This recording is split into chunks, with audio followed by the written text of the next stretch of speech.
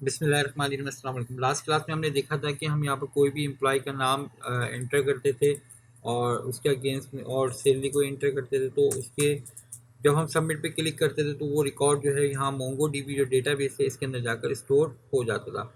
आज हम रीड करना सीखेंगे कि रीड किस तरीके से होता है, और जो है फ़िल्टर के ज़रिए हम मुख्तलिफ क्यूरीज भी लगा कर देखेंगे कि अलग अलग वैल्यूज़ किस तरीके से डिस्प्ले होंगी। तो स्टार्ट करने से पहले थोड़ी सी जो लेआउट है वो मैं थोड़ा बेहतर कर लेता हूँ। ये भी कुछ ख़राब सा लग रहा है, इसको थोड़ा बेहतर कर लेता हूँ। तो करना कुछ भी नहीं है। इन ये जो हमारे पास ऐप डॉट जे एस है, यहाँ पर इसको हम कर लेते हैं, थोड़ा मार्जिन दे दें। इसको डिफ के बजाय मैं H1 कर देता हूँ, हेडिंग में हो जाएगा। और स्टाइल कर देता हूँ, मार्जिन कॉलम 5 पिक्सल के देते हैं इसको। ठीक, पैडिंग भी देते हैं इसको, थोड़ा पैडिंग भी 5 पिक्सल कर देते हैं। ठीक, और जो हमारा ये स्टाइल है ये हम तमाम पे अप्लाई कर देते हैं, जितने भी इनपुट हमारे पर मौजूद हैं। कंट्रोल वी और जो हमारे पास जो ये बटन है इसके ऊपर भी हम ये दे ही देते हैं, वी कंट्रोल एस। और ये जो हमारे पास ये लिखा हुआ आ रहा है इसको हमने चेक करने के लिए सिर्फ लिखा था, अब इसको हटा देते हैं, इसकी ज़रूरत नहीं है। नेम और सैलरी तो कुछ बेहतर लग रहा है। ठीक है, तो अब हम बात करेंगे रीड के ऊपर कि रीड किस तरीके से होगा। तो हम सबसे पहले क्या करेंगे, इंडेक्स डॉट जे एस यानी जो सर्वर है उसके पास हम एक मेथड बना लेते हैं ऐप डॉट गेट के नाम से, कि गेट के ज़रिए जो है वो वैल्यू हम गेट करेंगे।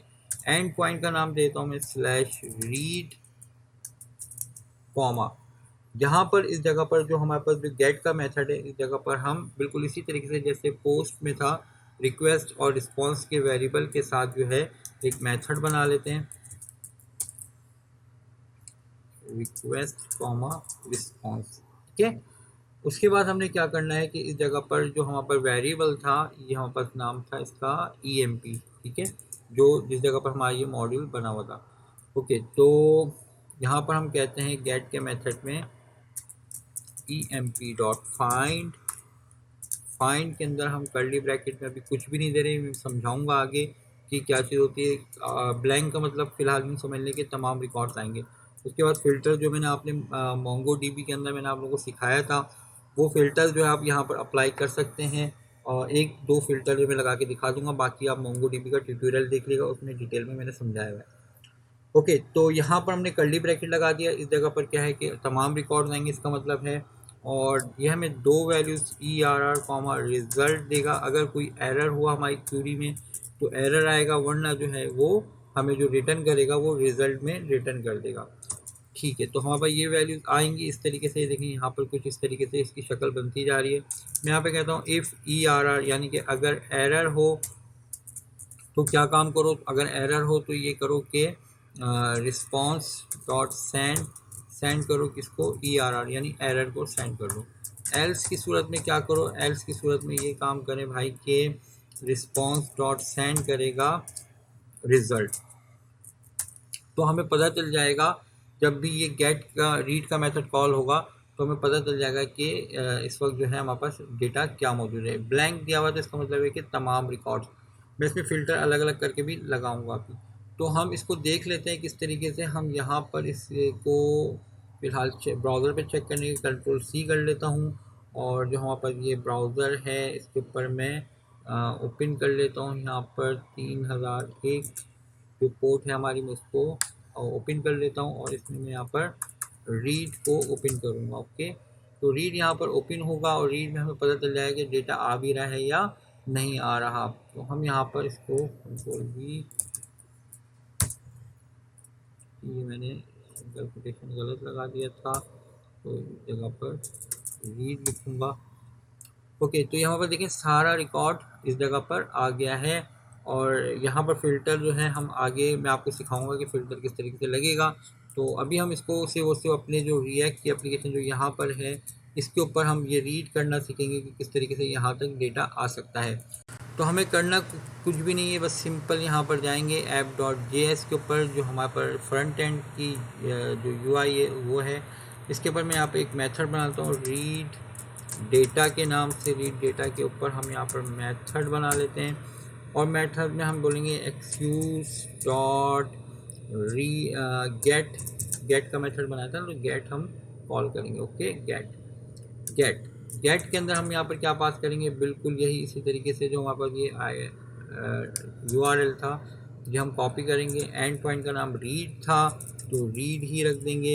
उसके बाद हम क्या यहाँ पर देंगे, हम यहाँ पर देंगे देन। ठीक है, डॉट देन। देन में हम यहाँ पर एक वेरिएबल में वैल्यू ले लेते हैं और वेरिएबल का नाम कहते हैं रिस्पॉन्स रख लेते हैं उसका। और इस जगह पर जो वैल्यू आए वो यहाँ पर मैं यहाँ पे एक एरे बना लेता हूँ ARR करके कॉलन नल फिलहाल कर देता हूँ इसको, या इसको इस तरीके से लिख देते हैं तो ज़्यादा बेहतर है। ओके, तो यहाँ पर मैं कहता हूँ कि this dot set state. Set state में मैं कहता हूँ कि ARR के अंदर क्या स्टोर हो जाए, दिस डॉट डेटा, यानी कि रिस्पॉन्स का डेटा जो भी आया। अगर एरर है तो एरर, अगर डेटा है तो डेटा। तो ARR के अंदर वैल्यू आ जाएगी। यहाँ पर मैं एक काम करता हूँ कि this dot state dot ARR dot length, इसको देख लेते हैं तो हमें पता चल जाएगा कि रिकॉर्ड की लेंथ हमें मिल रही है या नहीं मिल रही। तो यहाँ पर अभी नहीं मिली क्योंकि हमने रीड डेटा को कॉल नहीं कराया है। तो हमें क्या करना होगा, हम कंपोनेंट विल माउंट के ऊपर जो है कंपोनेंट विल माउंट का जो मेथड है इसके अंदर मैं कॉल करा लेता हूँ रीड डेटा को। तो रीड डेटा हमारा कॉल हो जाएगा Ctrl+S7। ओके, तो ये हमारे पास 7 बता रहा है कि हमारे पास 7 रिकॉर्ड MongoDB के अंदर मौजूद हैं। ये 1 2 3 4 5 6 7, ये 7 रिकॉर्ड हमें मिल गए हैं इस जगह पर। तो यहाँ पर जो है हमें ये 7 रिकॉर्ड बता रहा है कि ये हमारे पास जो है 7 रिकॉर्ड इस जगह पर मौजूद हैं MongoDB के ऊपर ब्लैंक फिल्टर देने पर। ठीक है, तो हमने अब इसको प्रिंट कराना है तो हम प्रिंट कैसे करा सकते हैं, वही मैप का मेथड इस्तेमाल करेंगे। और मैप का मेथड किस तरीके से हम इस्तेमाल करेंगे, हमने यहाँ पर क्या करना है, कुछ भी नहीं, बस इस जगह पर हम लिखेंगे this dot state dot ARR dot map। यहाँ पर जो है जो वैल्यू आएगी मैप में, ठीक है, हम उसको वेरिएबल का नाम आई कर देते हैं और आई के अंदर वैल्यू आएगी। यहाँ पर मैं div ले लेता हूँ, आपकी मर्जी है आप कुछ भी ले लें। मैं यहाँ पर div का एक कंटेनर बना लेता हूँ क्योंकि कंटेनर ही वैल्यू के अंदर आएगी, वरना एक एक करके नहीं आती। कंटेनर में रेफर करके आप इसकी वैल्यू को डिस्प्ले करवा सकते हैं। तो मैं यहाँ पे कहता हूँ कि H1 H2 कर देता हूँ। H2 में कहता हूँ कि मैं आई डॉट फील्ड का नाम क्या है, फील्ड का नाम हमें इस केस सेंसिटिव है तो हमें बिल्कुल वही नाम देना होगा जो हमने फील्ड का नाम दिया। ई कैपिटल है और MP स्मॉल है तो हमने इसी तरीके से ये वैल्यू यहाँ पर दे दी है। Ctrl+S curly bracket. ओके, तो ये EMP नेम हम देख लेते हैं यहाँ पर वैल्यू। ओके, ये देखिए हमारे पास ये नाम सारे के सारे आ गए हैं। सैलरी अभी नहीं आई क्योंकि हमने सैलरी को डिस्प्ले नहीं कराया। तो हम यहाँ पे कहते हैं कि H2 के अंदर आई डॉट फील्ड नेम, फिर मैं देखूँगा क्योंकि मुझे जो है याद नहीं है क्या इस कैप्स में लिखा है क्या नहीं। तो मैं यहाँ पर क्या करूँगा फील्ड नेम बिल्कुल वैसे ही कॉपी पेस्ट कर लूँगा। तो हम यहाँ पर देखेंगे, ये देखें, ये एक रिकॉर्ड आया, ये दूसरा रिकॉर्ड आया, ये तीसरा रिकॉर्ड आया, इसी तरीके 7 रिकॉर्ड ये आ चुके हैं। अब हमें करना ये, अच्छा थोड़ा सा इसको मैं अलाइन कर लेता हूँ। अगर मैं यहाँ पे कहूँ स्टाइल और डिस्प्ले कॉलन फ्लेक्स, Ctrl+S, थोड़ा गैप देते हैं इसको, स्टाइल मार्जिन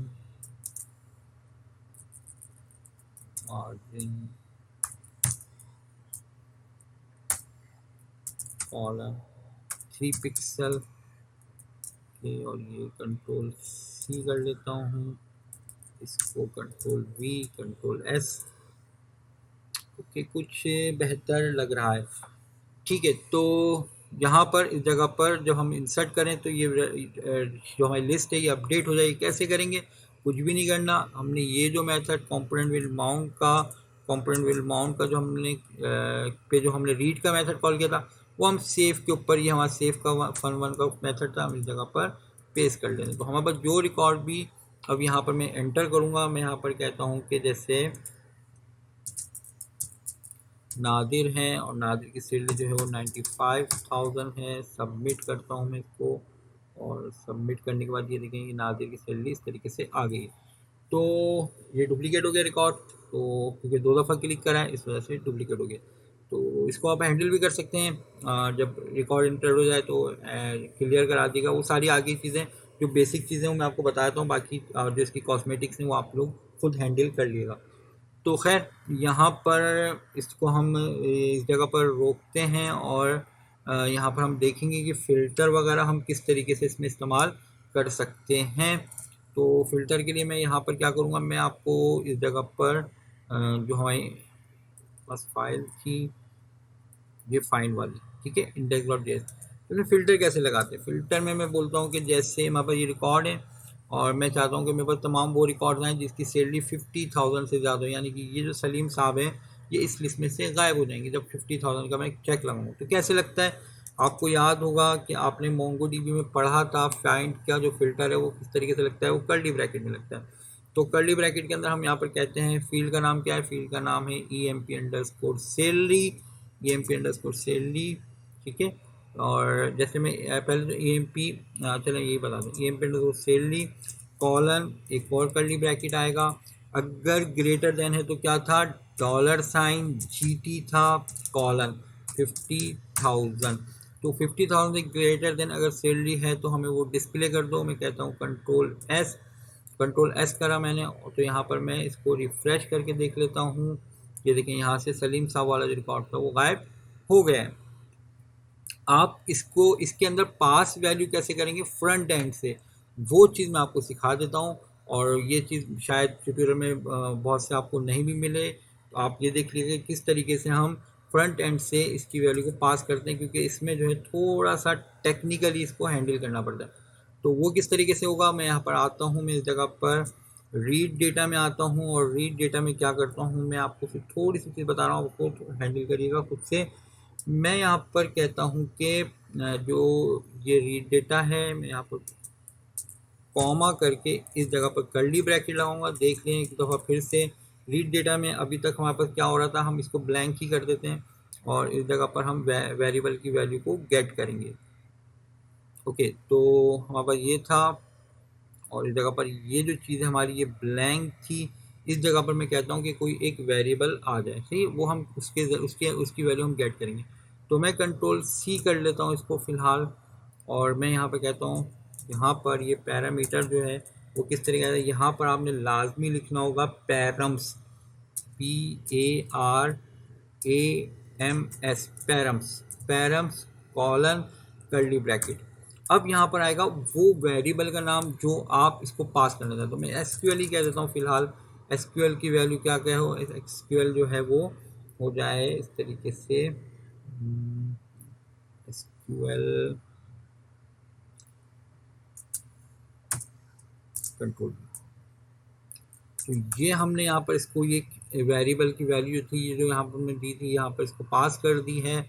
और अगर मैं यहाँ पर इस जगह पर आता हूँ और index.js में, और मैं इसको ब्लैंक कर देता हूँ, कंट्रोल S कर देता हूँ, तो यहाँ पर इस जगह पर रिफ्रेश किया तो ये वैल्यू यहाँ पर जो सलीम वाला रिकॉर्ड था अभी आ गया है। लेकिन अब हम यहाँ से पास कर रहे हैं, कहाँ से, ये हम पास किया हमने जो फ्रंट एंड है वहाँ से।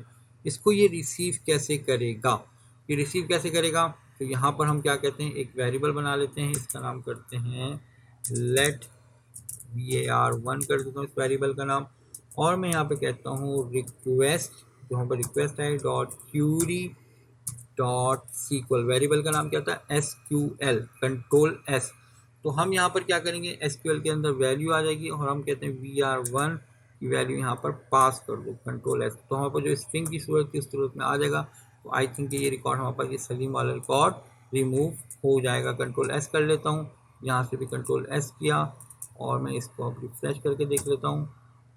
ओके, तो हमारा ये वर्क नहीं कर रहा, क्यों नहीं कर रहा, ये अब हम इसको देख लेते हैं।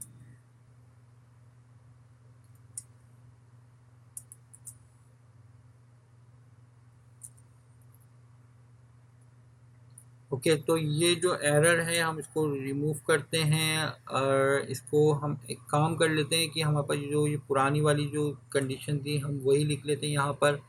यहाँ पर ये हमने इस तरीके से लिखा था ना, कंट्रोल सी कर लेता हूँ मैं इसको, और यहाँ पर कंट्रोल वी।